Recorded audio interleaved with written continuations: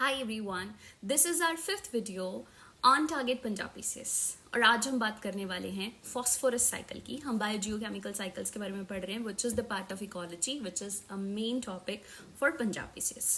तो phosphorus cycle की बात करते हैं। फॉस्फोरस की जो मूवमेंट होती है वो यूजुअली पानी जमीन के बीच में ही होती है, लिथोस्फेयर, हाइड्रोस्फेयर और बायोस्फेयर में होती है। एटमॉस्फेयर में सिग्निफिकेंट मूवमेंट नहीं होती फॉस्फोरस की, जैसे कि कार्बन और नाइट्रोजन में होती है। तो चलिए बात करते हैं हम फॉस्फोरस की। इसकी साइकिल स्टार्ट होती है फ्रॉम वेदरिंग। वेदरिंग मतलब देखिए, सबसे पहले तो हम जानते हैं कि फॉस्फोरस का सोर्स क्या है।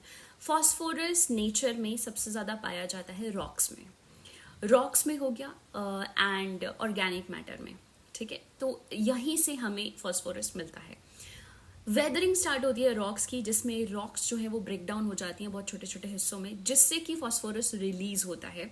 और ये रिलीज होता है या तो सॉइल में या वाटर में, जहां से ये अवेलेबल होता है for absorption by plants and animals. तो सबसे पहले प्लांट्स ही इसे एब्जॉर्ब करते हैं, क्योंकि हम डायरेक्टली तो सॉइल से नहीं ले सकते। एनिमल्स प्लांट्स इसे एब्जॉर्ब करते हैं फ्रॉम वाटर और soil mostly, and then animals जब प्लांट्स खाते हैं तो ये एनिमल्स में ट्रांसफर होता है और फूड वेब में आगे ट्रांसफर होता है, ठीक है।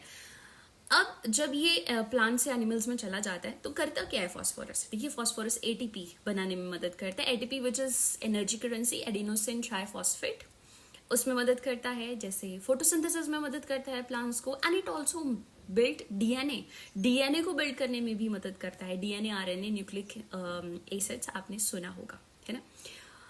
इनको बनाने में भी मदद करता है। तो आप एक आइडिया ले सकते हो यहाँ से कि बहुत इंपॉर्टेंट है हमारी लाइफ को सस्टेन करने के लिए फॉस्फोरस।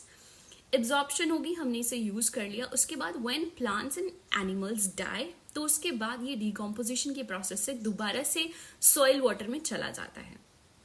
लेकिन अभी साइकिल कंप्लीट नहीं हुई, क्योंकि साइकिल स्टार्ट हुई थी रॉक से। अभी साइकिल कंप्लीट नहीं हुई है यहाँ पे।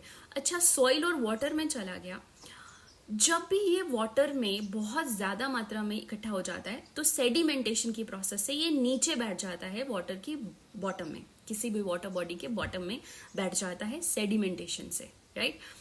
और जब बहुत ज्यादा समय के बाद टेम्परेचर प्रेशर चेंज होता है, then it gets converted into rock again. और इस तरह से यहाँ पे साइकिल कंप्लीट होती है फॉस्फोरस की। फिर से एक बार रिपीट कर रही हूँ, अभी सारी प्रोसेस खत्म नहीं हुई है। वेदरिंग होती है, जिससे रॉक से सॉइल वाटर में ये रिलीज होता है, वहां से प्लांट्स एब्जॉर्ब करते हैं, एनिमल्स में प्लांट से एनिमल में चला जाता है। We use this phosphorus for daily processes, हमारी बॉडी के अंदर इंपॉर्टेंट प्रोसेसेस में यूज होता है। और उसके बाद जब एनिमल प्लांट्स मर जाते हैं, then it gets release into soil and water again.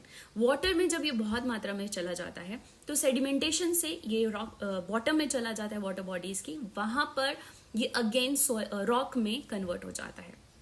Cycle complete हुई। अब बात करते हैं कि ये पानी में बहुत ज्यादा कैसे पहुंच जाता है। देखिए, जब हम फर्टिलाइजर्स यूज करते हैं तो हम एक्सेस अमाउंट ऑफ फॉस्फोरस अपनी सॉइल में डाल देते हैं, या माइनिंग होती है, वहां से भी बहुत ज्यादा जो फॉस्फोरस है वो डिप्लीट होता है। ऐसे क्या होता है, जब बहुत बारिश होती है या फ्लड्स आते हैं तो बहुत ज्यादा फॉस्फोरस रन ऑफ हो जाता है और वाटर बॉडीज में जाके पहुंच जाता है, ठीक है।